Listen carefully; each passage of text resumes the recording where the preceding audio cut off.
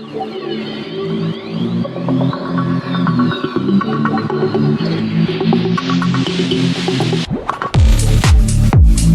welcome to Podcasters Row. This is King of Podcasts. Thanks for joining me here on the program. KingofPodcasts.com is the website.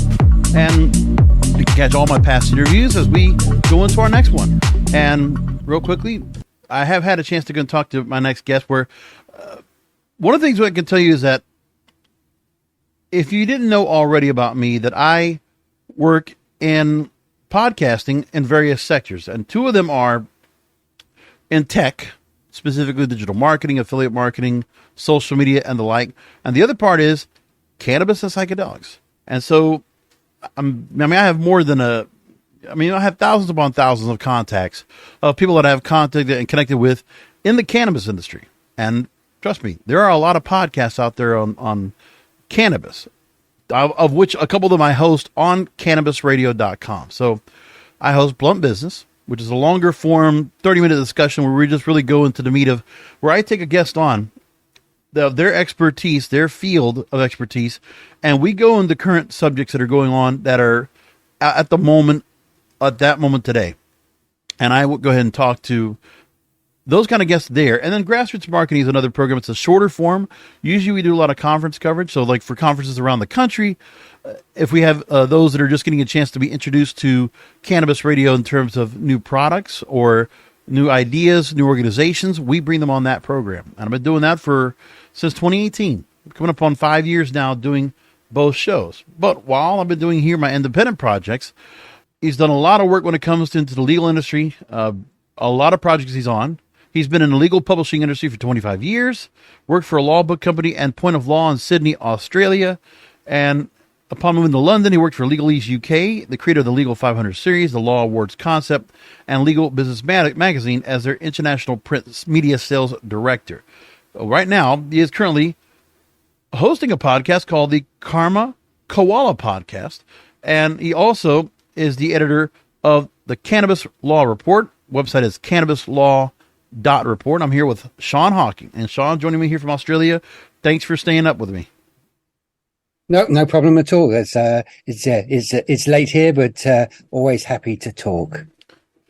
So if I were doing something over on Cannabis Radio, I'm going to go into some things where one thing in particular in America, and obviously you keep up with what is going on legally around the world. And one of the things that's very point of mine now, when I've talked to accountants, when I've talked to virtual CFOs over on Cannabis Radio, they've been talking about how the DEA now is looking to go, what was it? That right now the DEA is considering a rescheduling of cannabis from Schedule 1, which would be still an illegal substance, to Schedule 3. And one of the things that would be important for that, it wouldn't change the status of how, without a medical marijuana card or not being in a state where you have adult use or medical cannabis use. One of the things that would be changing for cannabis businesses is the area where Section 280E, Internal Revenue Source Code, that causes companies to not be able to go and write off for tax purposes. So they accrue more taxes upon the sales tax, the revenue taxes that they already get accrued upon on a regular basis. Once this changes, it would change around. Is that something you've heard a lot about from legal scholars and attorneys? I've actually had a number of conversations on the Koala podcast with people in the industry, lawyers, accountants, and also some sort of smaller end business owners, as well as a couple of guys actually I spoke to in California who run brand and advertising. And as you say, the number one thing is the 280E, allowing them to eventually have a little bit more freedom from the tax office. But the other thing that it really is sort of hasn't been discussed as much is it also changes the amount of federal research funds that can go towards cannabis. So that means as soon as we hit Schedule 3, there's a lot more money that can be doled out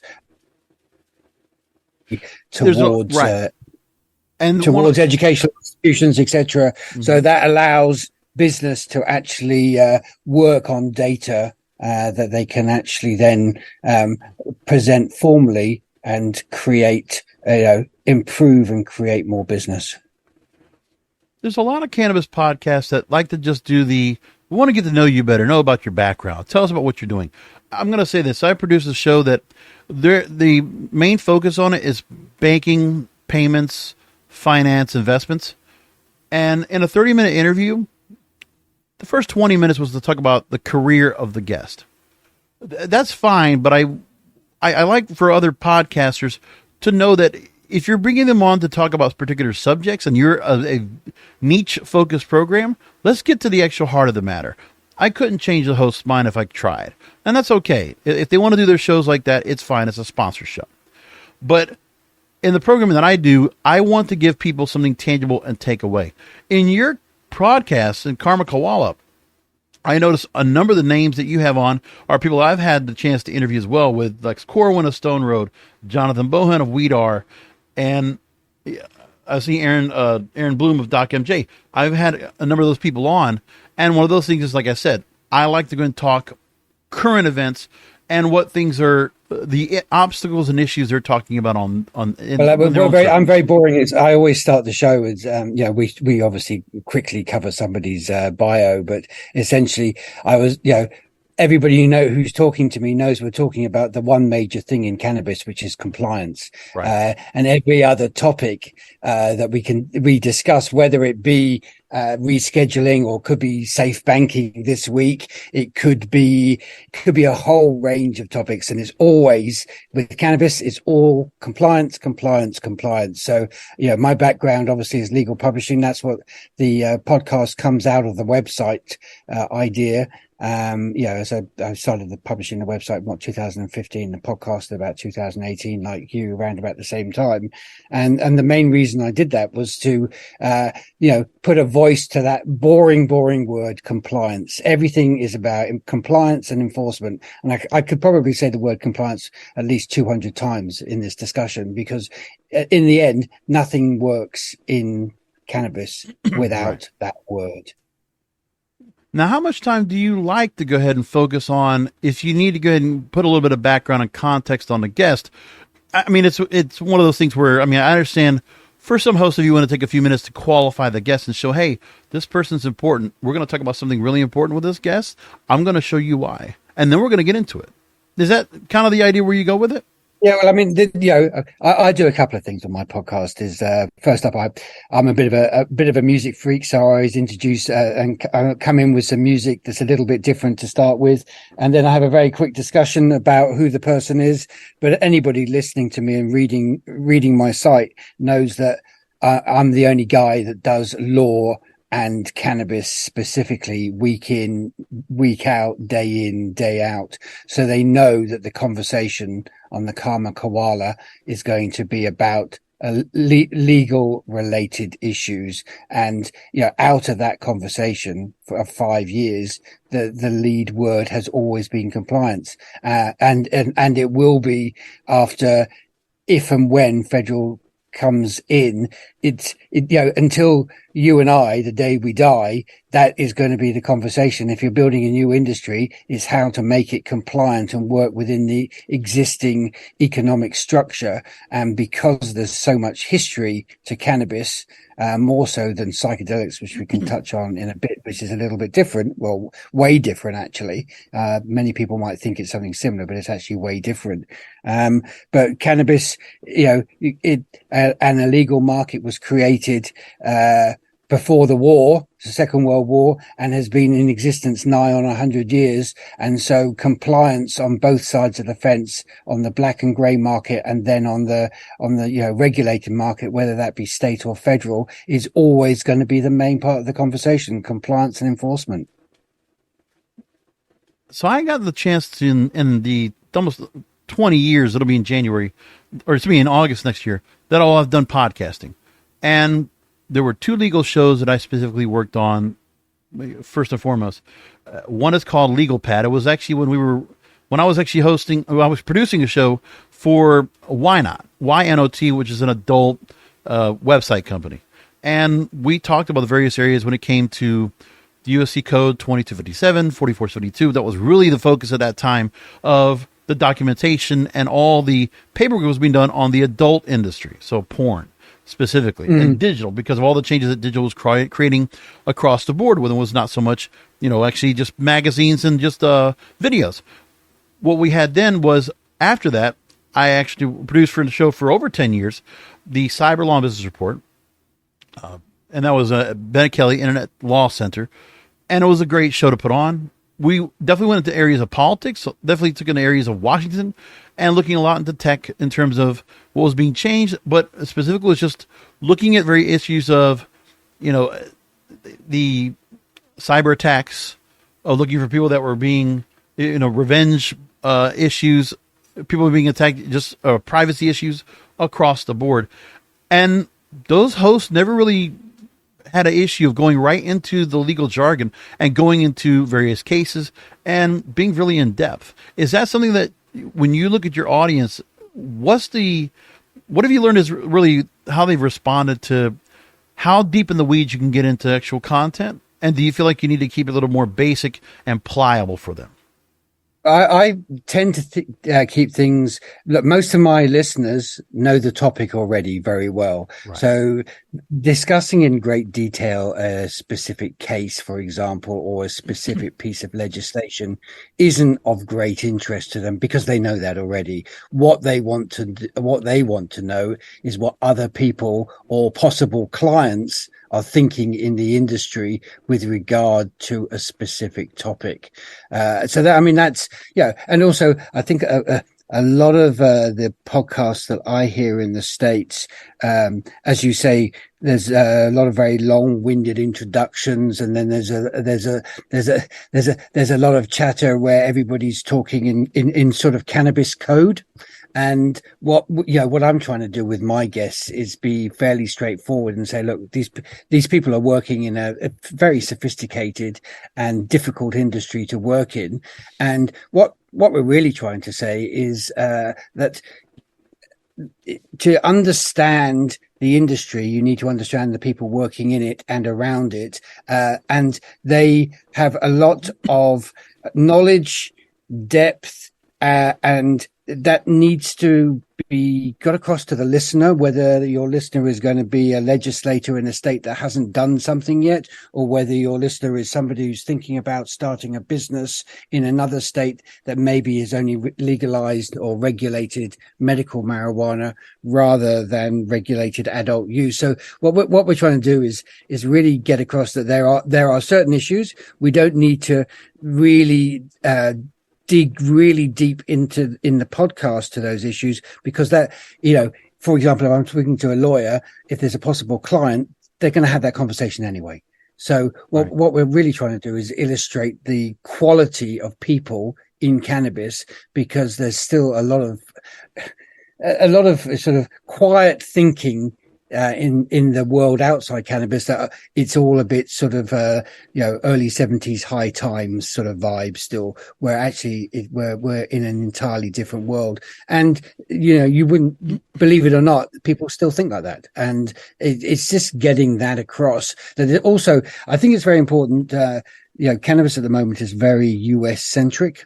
And I'm also trying to get across with my guests that actually we're talking about a global change and a global industry. So, for instance, there's a certain amount of stuff happening in Australia at the moment, but for example, a very active market at the moment, or very active jurisdiction, as we'd say on the legal side of things, is Thailand, and how they opened up their market, and now they're deciding actually they want to try and sort of tighten things up in the adult use side. What's happening in Europe a lot with CBD at the moment, and also quite a lot of changes in places like Africa. And we really trying to get across that it's a global industry, just like any other sector. You could be talking about, I want people to think it's as boring as shipping, basically. Again, and I'll fire back that word again, compliance, because it's all about getting the issue across that it's an industry that needs to move forward, and everybody needs to sort of grow up a bit about it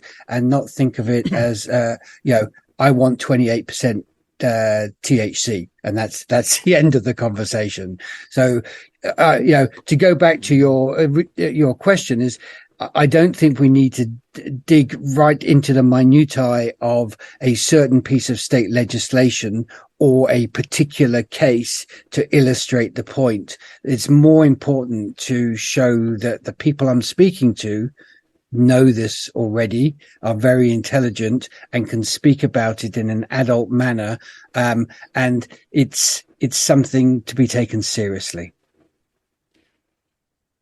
And when you bring up part of where those guests come on and they're not coming in with that 70s high time, that the stereotype that, you know, we're trying to get away from, you get a chance to really realize the expertise, the professionalism of those that are coming in from other sectors. And I'm sure you realize how many people you've brought onto your program, Karma Koala, that have come in from various sectors to come into the space and join the cannabis industry from Fortune 500 companies or wherever levels of, you know, C-level work that they've done to come into the space, bring their skill set into the space and have a real understanding from the legal end, the compliance end, from the business end, the cultivation end.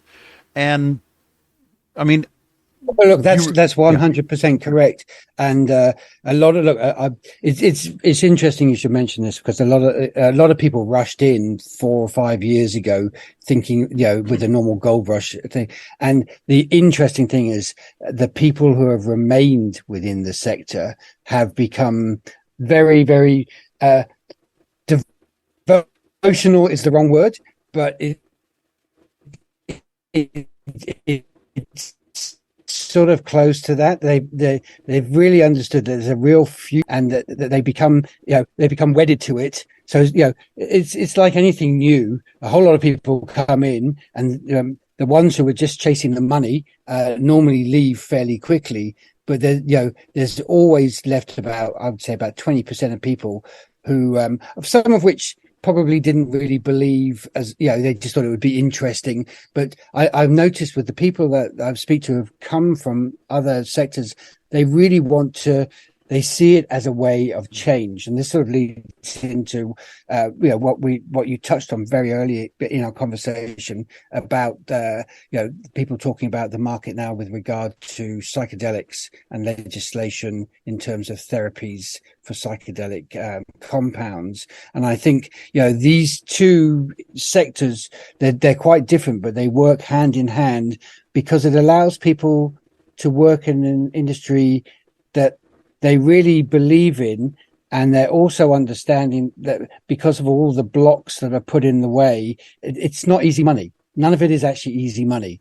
And that in a way that creates more knowledge, more love for the sector, and more desire to make it work for the people, that not for themselves so much, but for the people who will benefit from the range of products and ideas that are generated from this sector. And that's why I carry on working in it. And especially with lawyers, it's creating a whole range of different types of lawyers. You know, some of them are just working your standard, white shoe law firm type approach, doing deals, bang, bang, bang. But it's also now bringing up lawyers, for example, who work entirely in environmental law and cannabis, and anything from planning, but also looking at the way that it's becoming another agriculture industry, and that should be wrong. Cannabis should actually be treated, should lead the way to teach other parts of agriculture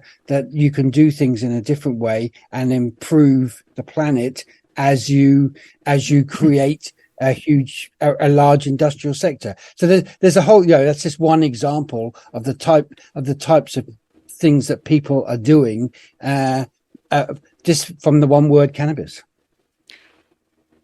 I noticed from some of the guests you have on as well, because at the same time, there might be some guests that you have on that I might have had on before or after you. That would tell me that the PR firms that are aplenty in the space, some that are very, I don't want to go and start naming names because I'm gonna miss somebody, but there's a lot of good PR in the space that have come in to represent companies, and they're always seeking podcasts like ours to get their guests on. Of course, paid or to media, they're getting something out of this, but also it's a chance to go ahead and connect with these guests that we can use for just like you do right now with some of the subjects you can go and talk about. You obviously kind of go in the same mindset that I've been trying to do as well, where I want to use them not just to go and talk about their background. Like that's a good focus. We can bring that up, but I like to go into the fact of let's get into the actual things that they can actually talk about that we can actually inform the public on. What can you tell me about what you've done with the PR companies, and if you have a lot of them that reach out to you, and how much does it really help to fuel the guest pool in your podcast? Well, initially, not at all. And I chose my guests directly, and mainly I was choosing specifically lawyers. But actually, recently, in the last sort of 8 or 9 months, I've reached out to PR companies and I've asked them to get in touch with me if they have interesting people, because I've begun to, I want to get a wider range of voices on the show. I specifically stuck with professionals to start with. So essentially CPAs and lawyers, and then some policymakers and legislators. But I'm now sort of pulling more from the industry, because it sort of goes back to that last thing I said was, 5 years ago, there were lots of people in the industry I didn't really want to talk to, because they were just there for a short period to, jack up a share price or get a product launched. But now most people I'm dealing with that are given to me by these PR companies have started their own companies, or if they've joined from somewhere else, they want to make something of the company that they're in, or if or it's longer term, they want to make something in the industry, and not just in the US, but as a global sector. So, what I'm interested with a lot of these guys is I'm talking to them now because I want to be talking to them once a year or once every, twice a year even, and to see where their story, so to speak, goes over the next 3 to 5 years. I've got this view that we probably won't see regulation on a federal level until, if we're really lucky, the last part of the next presidential cycle, or even the next one after that. So I'm looking to find and follow people within the sector as they have to negotiate a whole range of rather sort of horrible and difficult issues, while the politicians mess around with what inevitably has to happen, and watch them, grow a skill base that is basically unmatched anywhere else on the planet, and be able to say, people, look, you're seeing people who are building companies in a whole range of areas that support this sector, whether it be, a brand person, or whether it be a packaging person, or whether it be a small business person in terms of running retail, et cetera, and following those people through this process of getting to federal regulation, which then creates a whole new world, which gives us another 5 years of conversations, 10 years of conversations, right, as they operate in that world.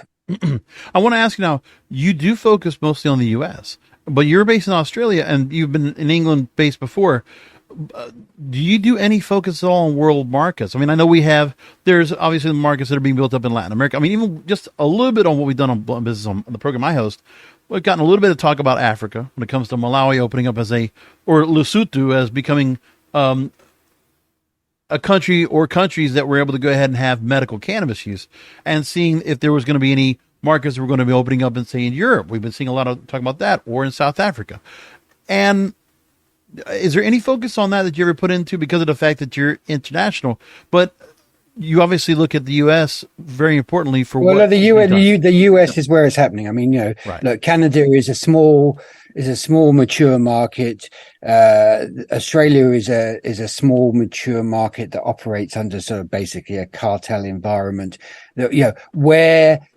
And part of the cultivation, you're getting a lot of product that's coming in from Canada, if I'm correct, import export.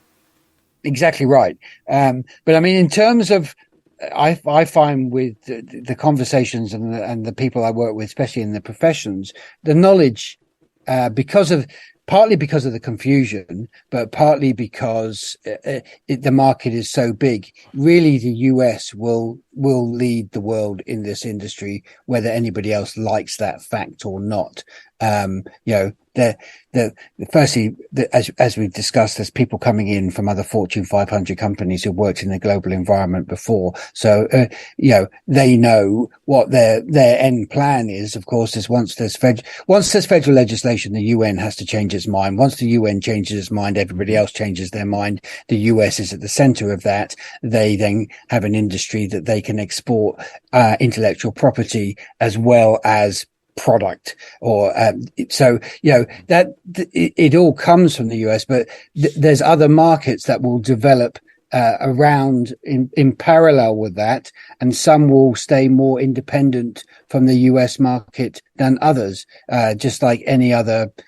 The fact is the US, as much as people like to say it's an economic decline, it leads the world in most sectors, and it's always going to lead the world in cannabis, because its only competitor on a global scale is a country called China, who's going to have absolutely nothing to do with cannabis for probably 400, 500 years minimum. They don't change their minds quickly about anything. So this is where all the knowledge is coming from. These other markets exist, are important, and have their own stories and have their own histories. And I cover them a reasonable amount, as much as I possibly can. Right. But the central market is the US, and the central part of the central market is the west coast of the US, and that's just a fact. It's not going to change. No, you're right. And it's not like I even try to go looking out for outside of the US. I mean, we covered a lot of Canada when they first legalized. There was just so much. For me, it was a matter of how much are we learning specifically when it comes to what the role model is going to be for the rollout of legalization, which I say personally is 3 to 5 years down the line, if even that. Full-fledged federal oversight, I don't see it right now, because the way right now Congress is being set, there's just too many things policymakers are doing right now where, while the bills are already on the table, they can be put up for vote anytime. Safe Banking Act, same thing. And other various bills, they're just not being touched right now. I mean, if President Biden wanted to go ahead and win re-election, or any Democratic or Republican presidential candidate wanted to win election, cannabis would be one of those areas that would really put someone over the top. Personally, I think that is. But they're not going to do that right now. Plus, there's not enough lobbying money coming in from cannabis with the help of tobacco and alcohol to make that happen. Now, these are the normal subjects. These are the kind of things I would say specifically on Blunt Business, where I don't mind being editorial. I will go ahead and speak when I see things from the guests I've brought on and from the information I read regularly. Like, I'm not even a member of the cannabis space. I don't even smoke or ingest it. I never have. But I manage Cannabis Radio. But that's been out because I'm an advocate for the space. I believe in legalization, and I want it to happen. And I would love to see it where the States Act came into play, state by state basis. They can all vote on what they want to have in terms of, if those states want to have medical or adult use, rock on, go for it. Because to try to get every state to go and go on board with it, like Texas or, some others that are out there that I don't think they would ever go and take that on themselves, that's different. Now, is there anything you do in terms of where you're just facilitating the guests, you're getting the information, you're fact-finding, you're learning? Do you ever put your own editorial input into each podcast? In each of my podcasts, it's a bit like this. We're having a conversation, so by default there is editorial input. But I try with my podcast to let my guests lead as much as possible, right? And just ask them some fairly direct questions throughout our half an hour conversation. And every now and then I'll throw in a little bit of this, but simply because most people who listen to me will also be reading my website, which is, again, I try and obviously put a balanced approach to everything on the website, the pros and the cons, but essentially it's a cannabis website. Therefore, there's a reason I'm publishing a cannabis website, is because I do tend to believe, as difficult and as confusing as it can be sometimes, that regulate. I have a fairly libertarian view towards drugs. So if you don't regulate the whole lot of them, not so nice people take control of them, and it makes life miserable for a lot of people all over the planet. So, let's talk about it a bit more seriously and stop sniggering. And so that's what, as I said earlier, that's what I'm trying to do with my guests, is to get the point across, hopefully. So when somebody listens to something on Spotify a few years down the line, because they're taking it a bit more seriously, hopefully somebody important listen to that. They hear a whole lot of voices from the past and the present, and they go, those voices actually know what they're talking about. And actually, it's not dumb what they're saying. Yeah, what they're saying makes a lot of sense, and that's all I'm trying to get across with especially with the podcast. Is there's a lot of extremely bright people out there who have chosen this as their speciality. And before we finish, I'd like to say there's a lot of very young bright people out there. So I'm working with a few people just coming out of college now, create a thing called Cannabis Law Students Association, where I'm trying to pull out the best people coming out of law school, and start giving them a space to be able to talk about what the sector is, because essentially it's that generation that will shape it. It's not our generation.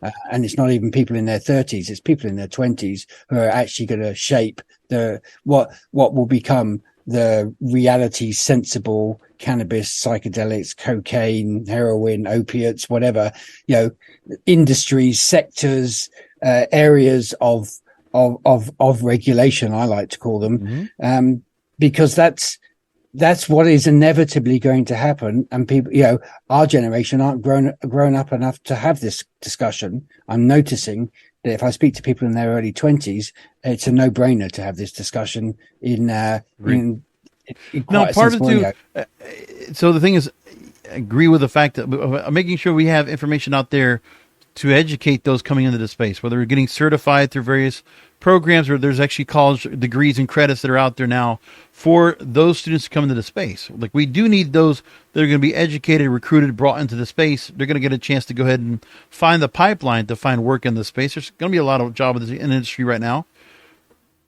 One of the things I want to make a point going back to editorial is that for me, because I don't have a dog in a fight, like, I'm not part of a company that if I say anything, it's going to affect stock price. It's not going to affect anything. I just feel like I like the fact that what I do with my show is I take an editorial stance on certain issues. Where it comes to compliance, I'll constantly talk about companies. Be proactive. If you need to go to GMP status, do it. I know it's going to cost more, but the thing is, I want to go ahead and be able to make it a message to those out there, because I realize what voice I have on the platform. So I will be editorial, but I mean, it's also in support of the industry, and it's also staying apolitical as well. I never bring politics into any of my programming. I don't like to do that. It just clutters too much. If I'm going to say politically, it's going to be the fact that I want cannabis passed. I want cannabis legal. I don't care who does it. I just want it done. I mean, I think that's the one great thing about cannabis in the US. Is one of the few people use it politically, but generally it's actually much less political than any other jurisdiction around the world. So if you look at Australia, there's a very big distinction between what we'd call the left and the right on view.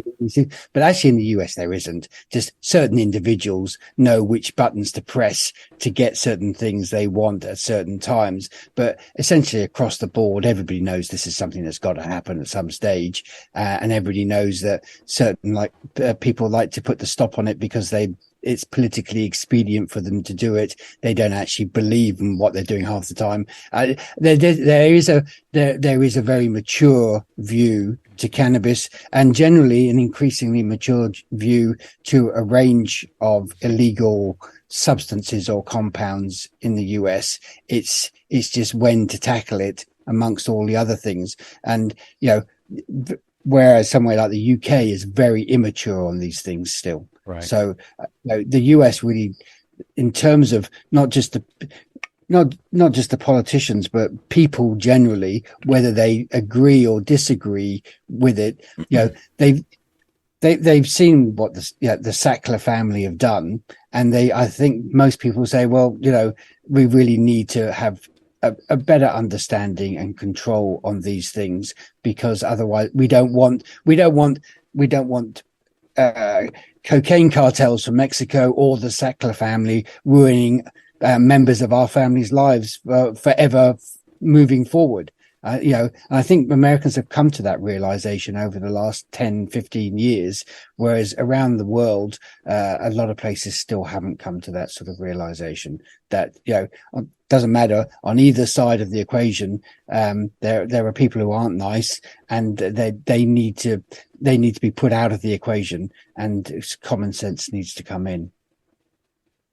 So one of the things I want to bring up that you brought up into your the work right here is there's a website you mentioned, and there's a particular event that's coming up December 1st to the 3rd, Portland, Oregon, the second National Interdisciplinary Cannabis Symposium.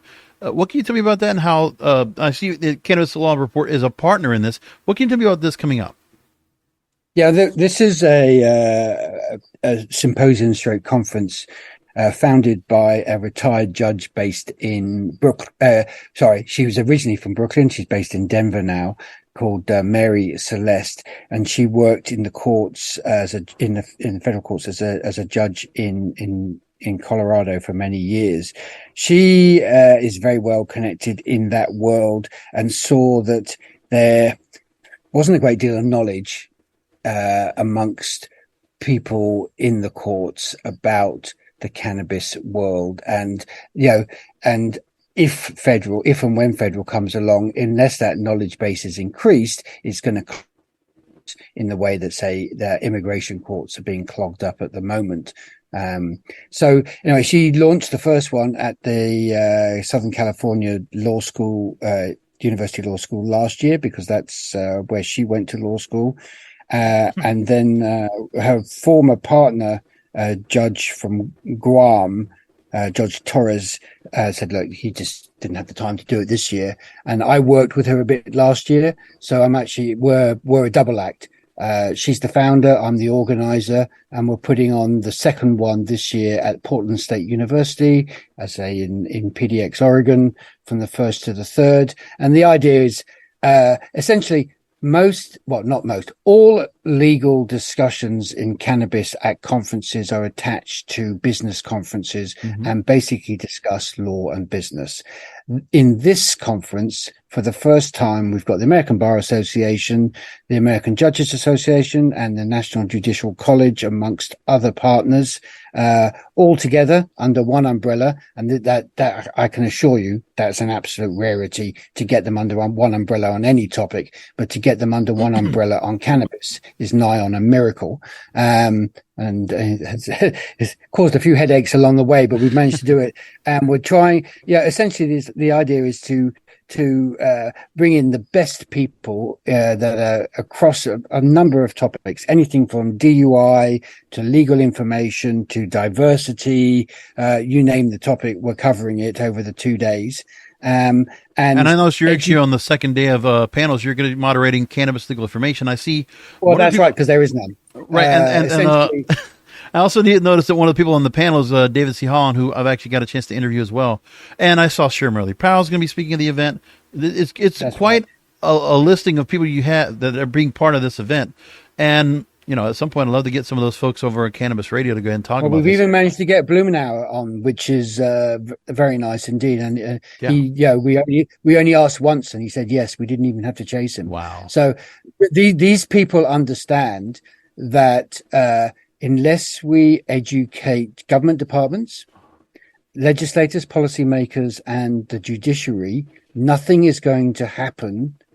If Washington can sign as many pieces of paper as they like, but unless federal government and state government is better educated on these topics and better understands them, and is creating policy papers and educational materials now for their departments, it's going to be absolute chaos. So what we're trying to do is do two things: take business out of cannabis and law for a little bit, right? And try and talk about the public sector and how they now need to get a better grip on cannabis.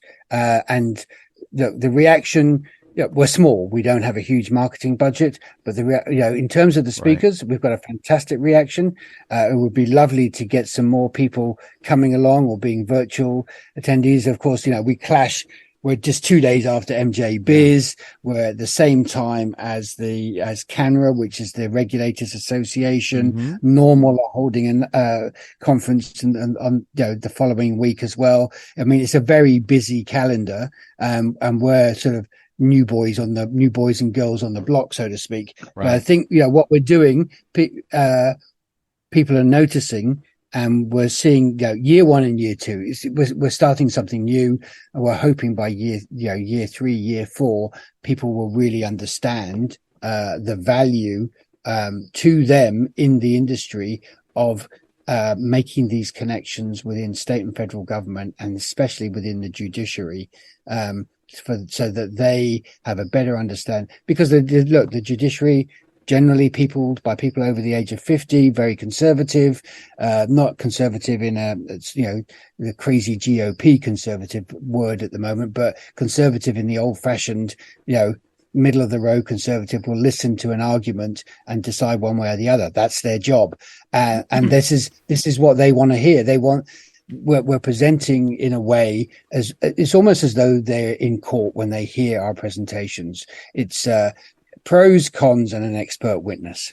So they're hearing, the good, the bad, and what the expert witnesses have to say, and then they can make their decisions on what they need to do internally with regard to the information that they've been presented with. So we're quite old-fashioned in the way that we're doing things, but I think if you're not going to bring these people on board.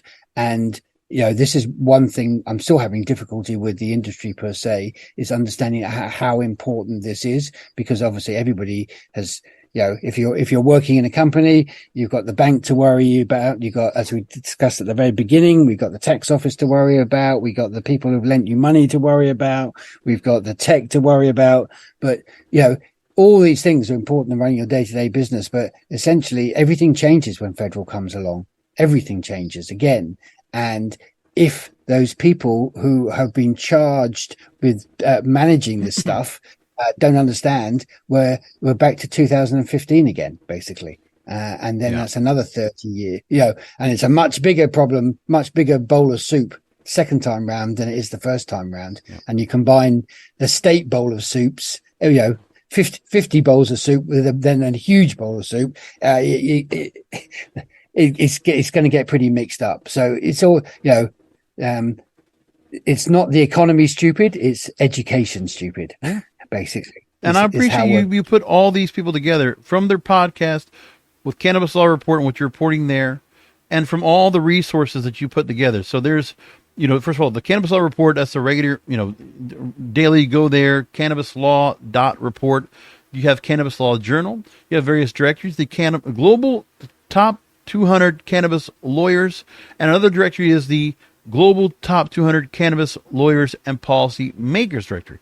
I want to just ask one more thing before we get running, and I wish we had more time. There's a lot more I'm sure we could talk about when it comes to your work in legal book selling, publishing, working at LexisNexis and the Legal 500. But I want to ask you this last question about where the legal space is when it comes to cannabis that now psychedelics is brought into the space.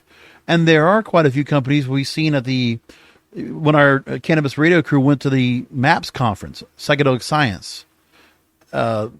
They had seen a lot of cannabis-related folks there, even Rolling Stone and I forget what was Vice or which other publication talked about it, but they went to the event and they saw this intersectionality of cannabis and psychedelics coming into space because they're kind of parallel in terms of their trajectory into coming into space to help as plant medicine.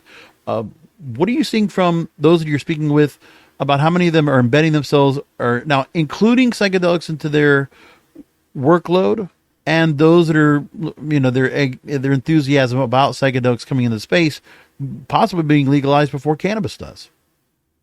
Yeah, well, in terms of law, a lot of them, basically. So if you're a small and medium-sized law firm that specializes in cannabis, you are now specializing in psychedelics. Some of them have gone completely psychedelics. So some of them were like a company like a law firm like Emerge, for example, entirely psychedelics. now. But a lot of the other SME firms would say between 30 and 50 lawyers, or 10 and 40 lawyers.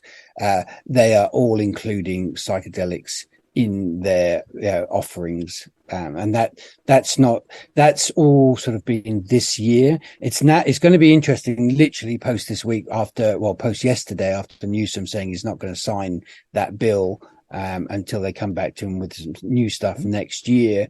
Because I think they were all gearing up for a lot of business in California opening up, by Christmas or early next year. So it might put a slight stop on it. But essentially, you're going to see, you're already seeing a lot of independent operators, solo lawyers doing it.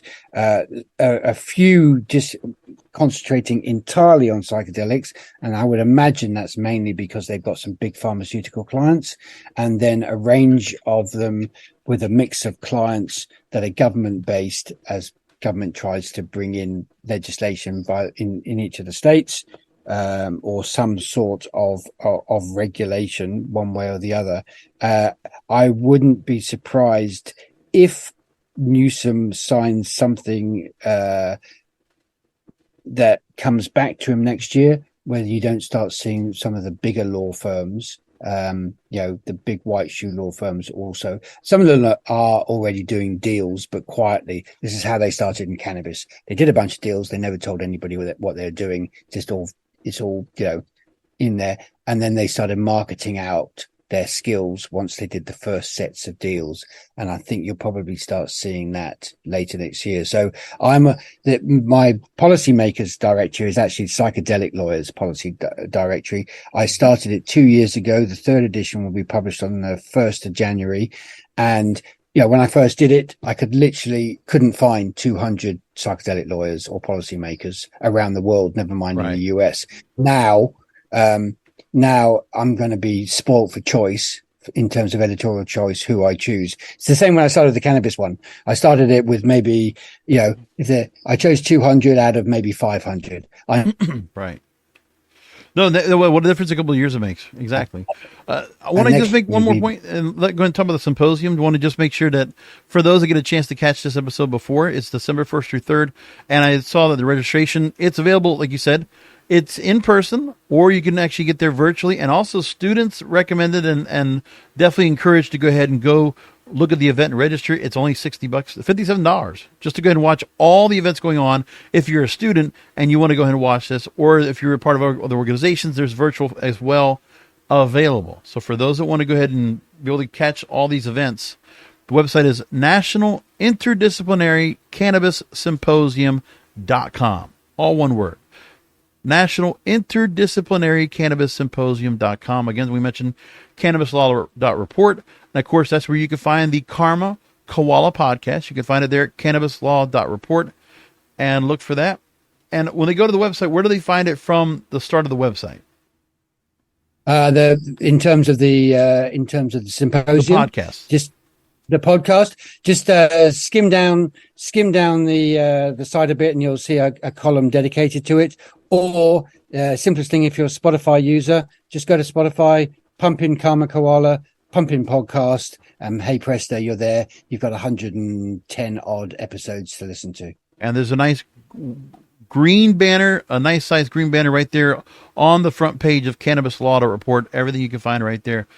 Sean Hocking, thank you again for being on with us. I really appreciate you taking time out and sharing your story with us and telling us about the podcast and getting a chance to delve into some of the legal issues and being able to go ahead and bring scholars, lawyers, judges, and so many other people in the legal space on board. Really appreciate it.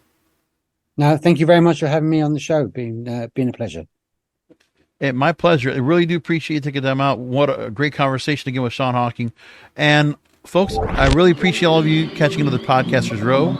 As always, kingofpodcasts.com. All of my past interviews are there, including this one. And come back for the next Podcasters Row. We'll talk to you next time.